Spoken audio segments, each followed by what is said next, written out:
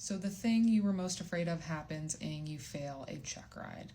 Now what? Does this mean that your life is over? You're never going to get a job? Well, you know what they say. You shouldn't trust a pilot that doesn't have a check ride failure. No, I'm just kidding. Check ride failures happen. Sometimes they're your fault. They're mostly your fault. Sometimes you get a grumpy DPE. There's really nothing you can do. It only matters what it says on that paper, and it says that you didn't pass.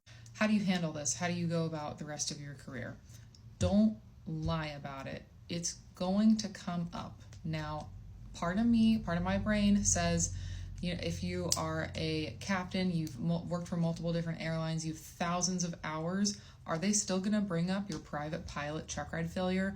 I would hope not. I know I have some experienced people that watch me. Are you still asked about your beginning check ride failures? But if you are a baby pilot, is what I like to call us, it's definitely going to get brought up. It's going to get brought up most likely if you are looking for a CFI job. It's going to get brought up if you are looking to join a cadet program, and it is definitely going to get brought up if you are applying for your big first real job. First things first, don't lie about it.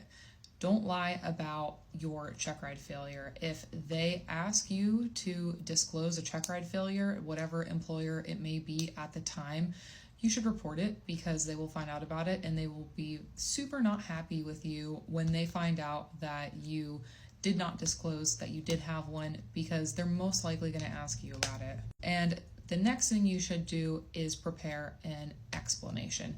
So if you just failed a check ride, you might not have to talk about this for a little while to give you some time to emotionally recover.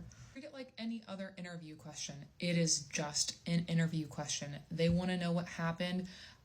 So when you're talking about it, thoroughly explain the situation.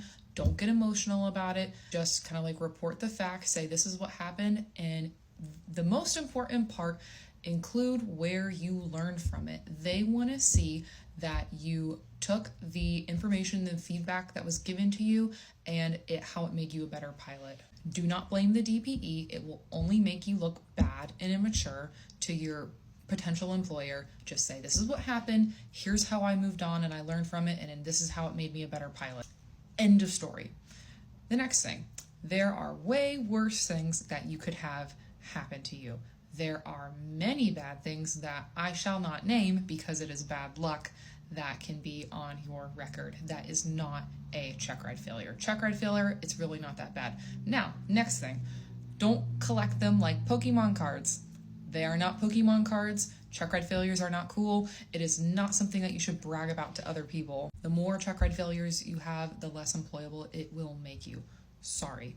1, 2, you can get away with that. If you start getting up to 3 and more, you are going to have a potential problem or just a harder time getting in the door into becoming a professional pilot, because they're looking at this stuff when you are submitting your resume and they're asking you in the questions. I've seen it before, and I know people that have several check ride failures and they have had a harder time getting callbacks. Just because you have a check ride failure does not mean that your pilot career is over, unless it was some insanely gross error or mistake. It was probably something dumb, and they're going to understand, because one of those people interviewing you probably has a check ride failure. Not everyone gets out with a completely clean slate. So just work on how you're going to talk about it and move on.